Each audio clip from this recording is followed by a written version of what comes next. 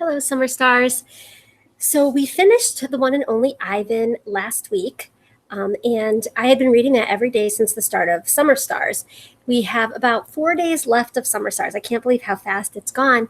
And so I am going to continue to do a read aloud, but I'm going to do it a little differently. So we're going to be reading the next book in this series. Well, there's only 2 books in the series, but this book, The One and Only Bob, is also by Katherine Applegate, and I thought you guys might enjoy it since you loved the first book so much. So we will continue with the characters Ivan and Ruby and Bob, and we'll see what happens next. It's a pretty big adventure.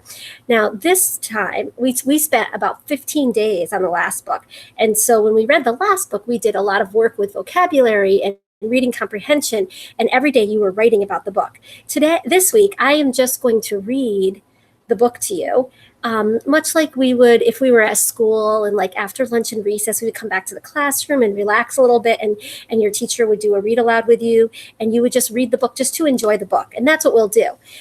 If you want to write about the book, having a reader's response journal is an awesome thing to do, and you can totally do that independently. You can make up your own little booklet, and every day you can write about reflections you have. You could draw pictures of things that you imagine seeing in the book. You could write down vocabulary words of your own and look them up. All of those things are really great activities that you can do completely independently. However, you can also just enjoy and listen to the story. So this is called The One and Only Bob. And there are some drawings again. So I did make a presentation to share with you so that you can see some of the drawings in the story.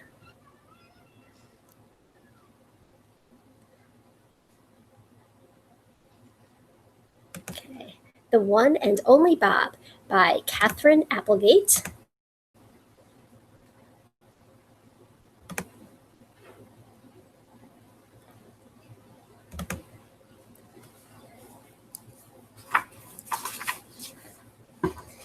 Canine Glossary.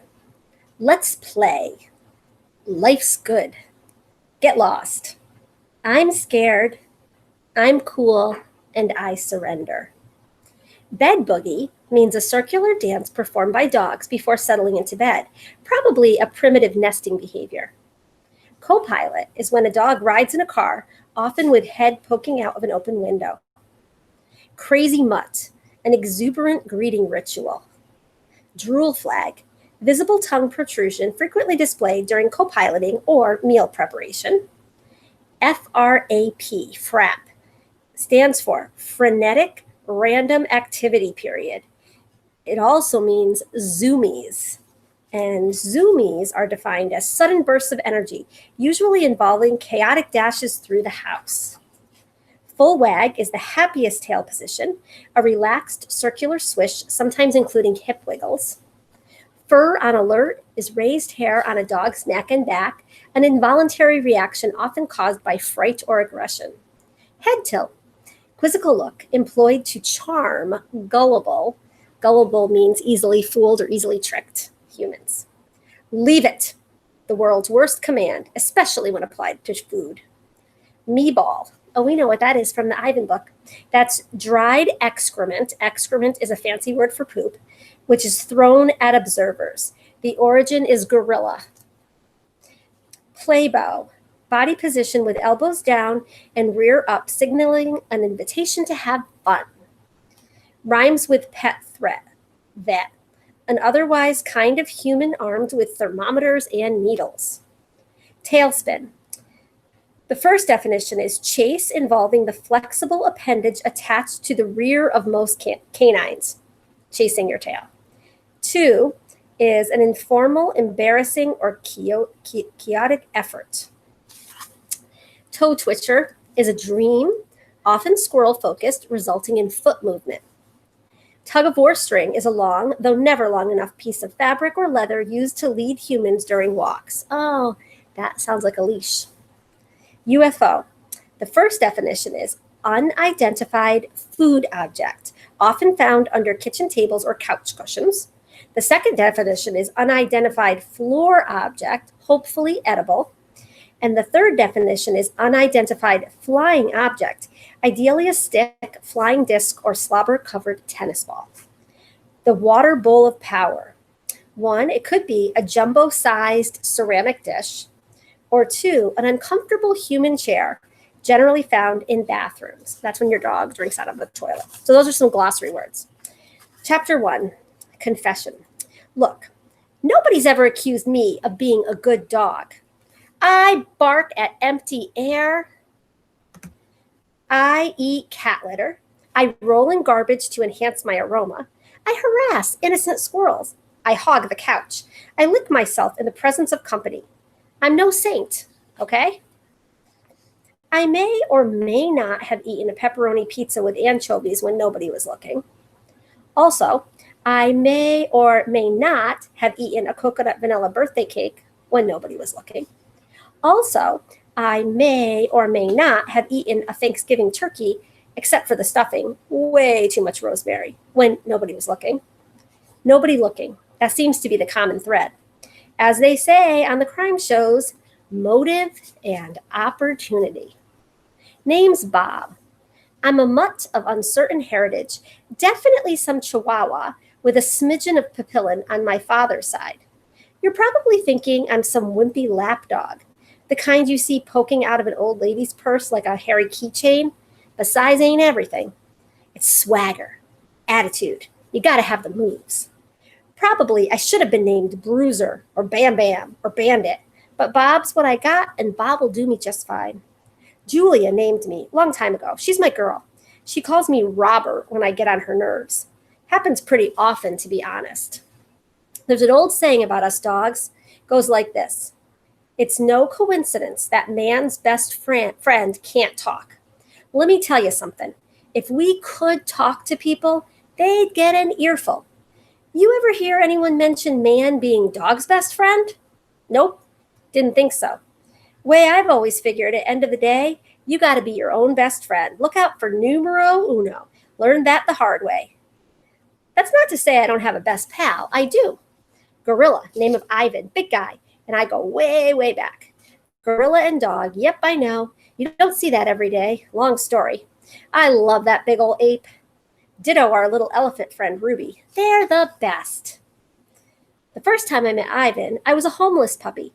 Desperate, starving, all alone. It was the middle of the night, and I'd slipped into the mall where Ivan lived in a cage. I wandered a bit, grateful for the warmth, confused by the weird assortment of sleeping animals I found there, checking every trash can for something edible. There was a small hole in the corner of Ivan's enclosure. He was fast asleep, cuddled up with a worn, stuffed animal that looked like a weary gorilla. He was snoring, and man, that guy snored like a pro. In his open palm, there was a chunk of banana, and I still get shivers when I think about this, I ate it right out of his hand. That guy could have squeezed his fingers shut, and I would have popped like a puppy balloon. But he just kept on sleeping. And then, more shivers. I'm either a maniac or the bravest dog on the planet, probably a little of both. I hopped onto that big, round, furry tummy of his. That's right, I climbed Mount Ivan. Crazy, I know. I have no idea what I was thinking. Maybe I was so exhausted I went a little bonkers. Maybe he just looked so warm and cozy that I figured it was worth taking a chance. I did my bed boogie. Dogs don't feel right till we do a quick dance before settling. Once I had things just so, I lay down in a little puppy lump and rode the waves on that tummy like a puny boat on a great brown sea.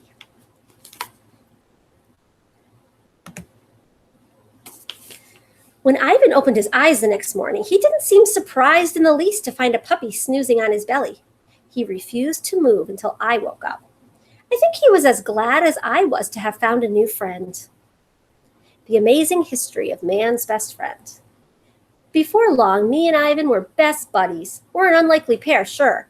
Ivan's calm and serene, a philosopher, an artist.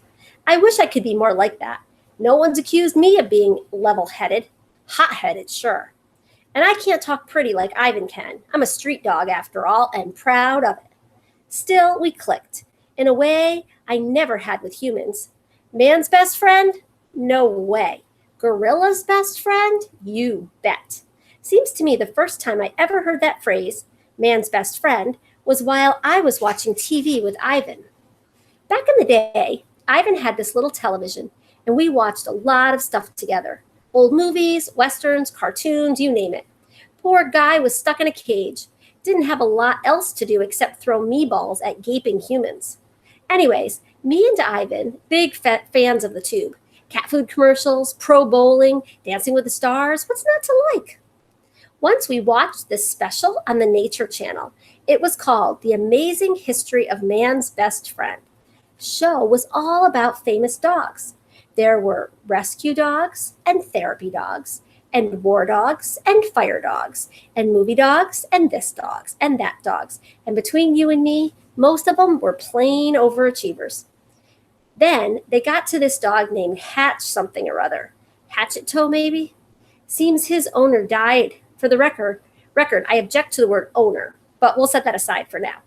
And Hatch something or other sat around for over 9 years in the same spot at the same train station, day after day, waiting for him to return.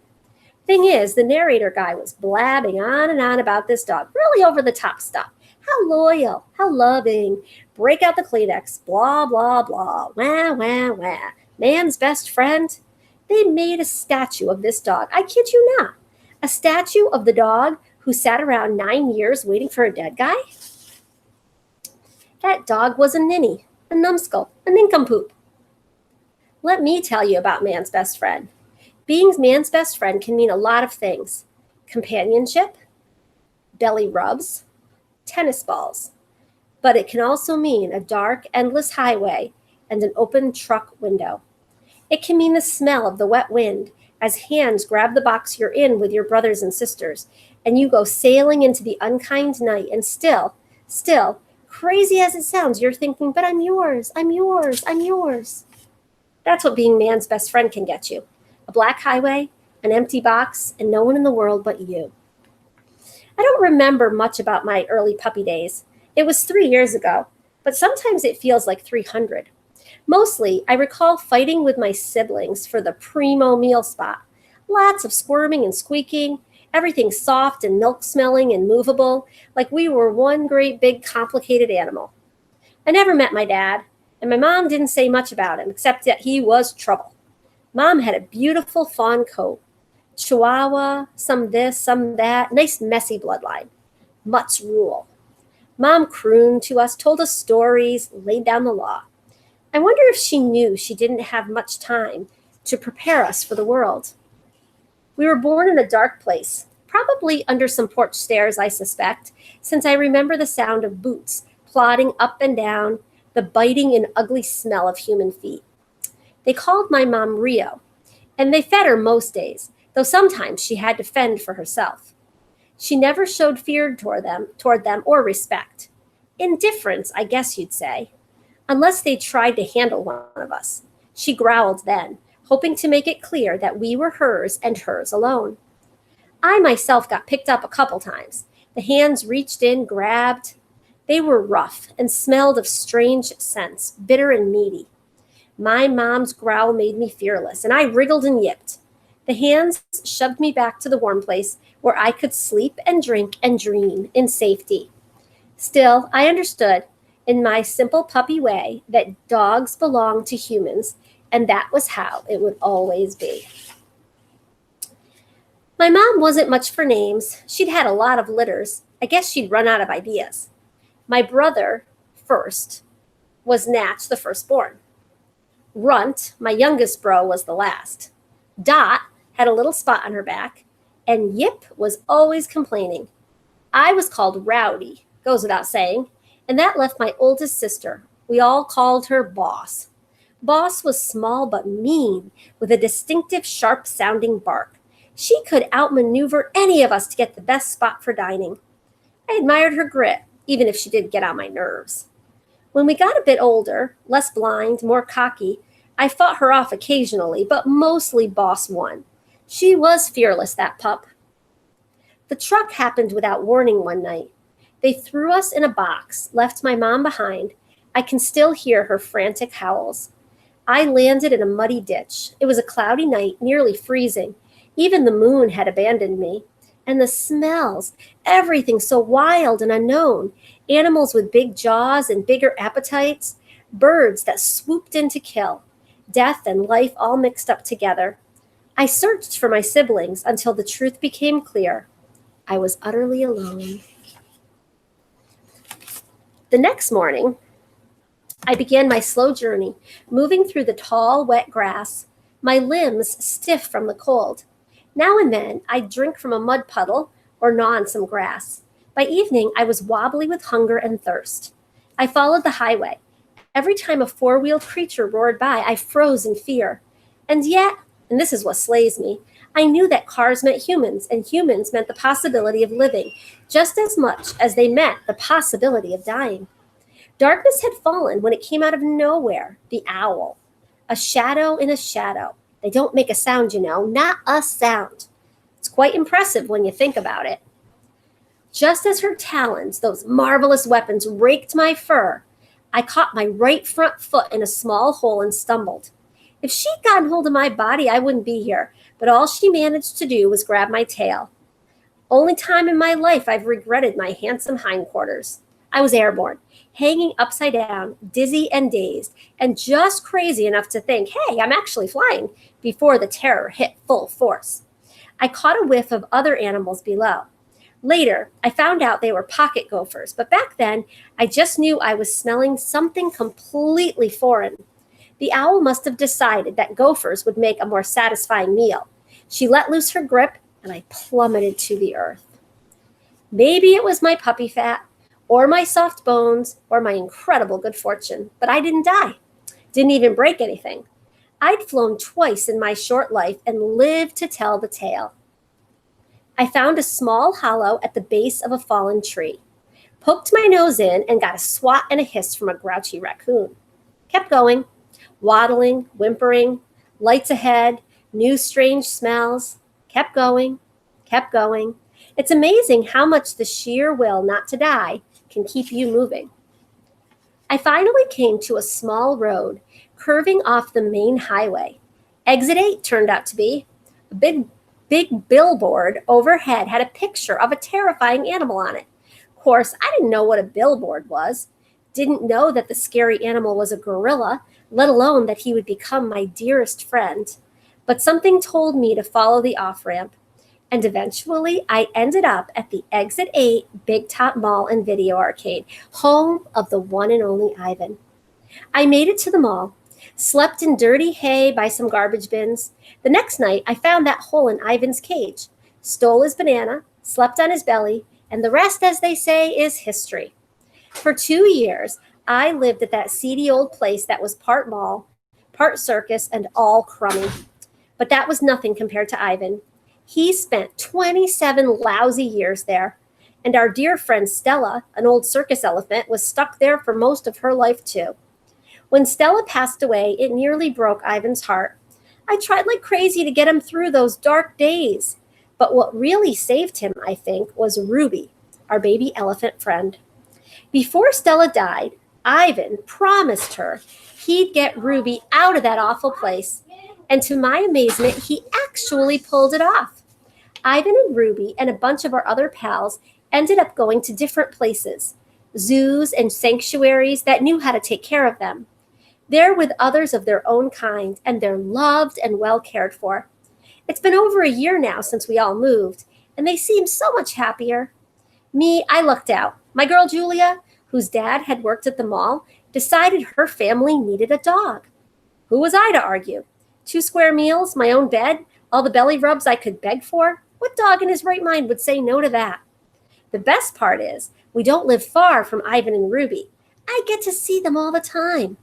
I'm glad they're nearby, and I'm thrilled they've settled in so well. Really, it's a solid situation, but not a perfect one.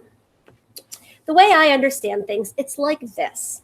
We live on a lonely ball called Earth, and humans have basically been throwing it against the wall for so long that the poor old ball is falling apart.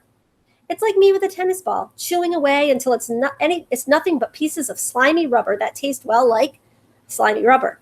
And that means there aren't as many places left for wild animals.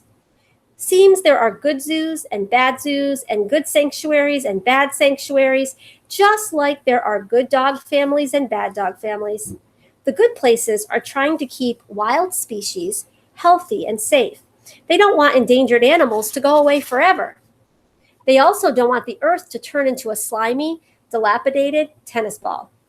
Although honestly, slimy rubber doesn't taste half bad. You should try it sometime. The thing is, I would give anything to see my dear old pal Ivan deep in the jungles of Africa where he was born, or to see Ruby running across the savannah with a herd of elephants, her big old ears flapping in the wind. I'd give up a mile-high piece of bacon cheeseburgers to see that happen. I really would. But it ain't happening. I get that, and so do they. When you're an animal, it helps to be a realist. Dream. This morning, I woke up in my cozy bed way too early for Julia to make me breakfast. She and her mom and dad are still asleep, and even the guinea pigs are silent. My belly grumbles, and once again, I curse my thumblessness. Humans are one big design flaw. Their inferior noses, the inscrutable humdrum rumps, and don't get me started on their odor. But the opposable thumb idea? Yeah, that would be a nice upgrade. The cans I could open, the doorknobs I could conquer. Anyways, I feel worried. Off. Worry's a waste of time, and it doesn't fit with my rough guy act, but sometimes I can't seem to help myself. Before I woke up, I'd been dreaming about Ivan and Ruby and Stella. It wasn't a nice dream, a fun and run toe twister. Nope, this one was a nightmare, a bad one. We were swimming, all four of us, in a black, raging river. For some reason, I was in the lead, and I kept looking back, telling them I was going to save them. Me? Save them? 2 elephants and a gorilla? As I paddled like mad, their voices faded, and I looked behind me, and they'd vanished. And then I heard it, a faint bark. That bark. I woke up then, like I always do. I did an all-over shake, trying to toss off the stench of that nightmare that clung to me like shampoo after a bath. I told myself to chill, get a grip, stop worrying about nothing. And yet some primitive part of my brain, the wolf in me maybe, is on edge. A lot can go wrong in that moment left to chance, the blink of an eye, the bounce of a bone. There are so many ways the world can find to fail you. By the time everyone else wakes up, I've calmed down, but the wind outside sure hasn't.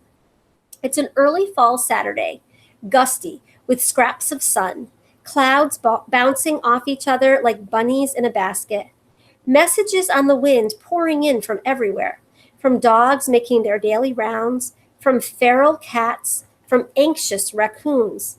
Basically, everybody is asking the same thing. What is the deal with today's weather? I already know. Weather Channel was on last night with a screen full of big, white, cotton candy-looking swirls. Julia's dad, George, had already taped up several windows. Sarah, her mom, packed an emergency bag just in case we have to evacuate. Another hurricane is on its way. 3rd this season. Not as big as the last couple, but slow moving. I've seen the routine. I know the ropes. Once breakfast is done, I sit on the couch in the living room, waiting impatiently for Julia to come home so she can take me on our daily stroll. She has a dog walking service, and she's out walking other dogs. I get my own private walk because she's my own private girl. I can practically taste the storm coming through the open window. The back of my throat tingle, the metallic edge, the fizzy energy. But it's more than that. It's as if the air is up to no good, sneaking up on the world and looking for trouble. Of course, not everybody can smell what I'm smelling. My nose is a zillion times more powerful than a human's. Dogs are experts at odor, students of stink. We analyze the air the way humans read poetry, searching for invisible truths. And we don't just smell the good and bad stuff that people notice with their substandard schnozzes. The usual suspects, popcorn and lilacs and freshly sharpened pencils, diapers and Brussels sprouts and freaked out skunks. No, our noses get it all. The whole shimmery double rainbow in April. Humans, they're lucky to get a cloudy day in November. We get that molecule of roast beef dancing on the wind 50 miles from the tidy kitchen where it just slid out of the oven. We get the cherry lollipop under the back seat of a Honda 16 cars up on the highway at rush hour. We get things humans can't even dream of getting. We're the ones who can find the miracle earthquake baby cuddled in her crib under tons of rubble. We're the ones who find lost hikers in the wilderness after a quick whiff of a sweaty sock. We can even tell when someone's sick. We can smell seizures and cancer and migraine headaches. Try getting your guinea pig to do that. We smell feelings too. Sad has a sharp scent with an undertone of sweetness. Sad smells like being lost in a winter forest as the sun goes down. And happy? Happy is the best, but there's a touch of wistfulness around the edges. Happy smells like bacon ice cream served up in an expensive leather shoe. You're going to love every minute of it, but you know it won't last forever. Sometimes when Julia and I go for walks, I'll break at a corner. Corners are the best for fresh news. And she'll tug and say, "Come on, Bob, there's nothing there." Okay, but there is. Here's the thing about poop and pee. I get that humans are not into them. I see the bathroom doors shut tight, the embarrassed, downcast glances. You guys are totally missing out. There's a whole lot of info hiding in your average pee mail. When dogs want to share the latest gossip, we just wait until nature calls. You'd be amazed what we can learn during a quick bathroom break. People read the news, check the TV, browse the web. I linger over a fire hydrant and inhale the whole wide world. My ears, by the way, are almost as remarkable as my nose. I pick up on all kinds of things humans can't hear. What we do with our noses and our ears is kind of like taking a big old knot and loosening it up, separating out the strands, unbraiding things. People smell a reeking pile of trash in a dumpster.